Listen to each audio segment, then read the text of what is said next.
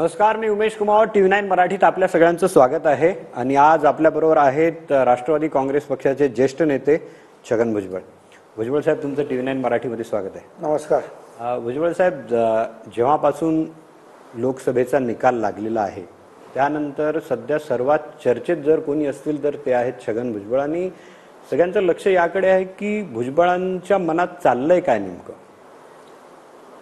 मला तुमच्या प्रश्नाचा रोख कळाला नाही. याचं कारण असं आहे की लोकसभेची निवडणूक झाली, जे निवडून यायचे ते आलेत, जे पराभूत झाले ते झाले. आता त्यामध्ये माझ्यावर चर्चा करण्यासारखं काय आहे. आता जे निवडून आलेले आहेत, जे मंत्री झालेले आहेत, त्यांच्यावर चर्चा करा. माझ्यावर काय चर्चा तुमच्या तुम्हीच करतात. हा, तुम्ही चर्चा करतात. पण ठीक आहे, आता तुमचा तो अधिकार आहे.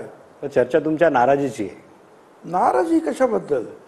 हे पहा, मी तुम्हाला सांगतो की आज मला वाटतं 57 वर्ष जे आहेत माझी झाली असते. म्हणजे शिवसेनेला जेवढी वर्ष झाली तेवढी माझ्या राजकीय कारकिर्दीला झालेली आहे. आणि अशा रीतीचे जे आहेत ना या अडचणी, म्हणजे शिवसेनेत होतो तेव्हापासून मी पाहतोय की अडचणी येतात जातात. 1985 सालामध्ये तुम्हाला आठवत असेल की शिवसेना निवडणुकीला उभी राहिली, आमदार म्हणजे विधानसभेच्या.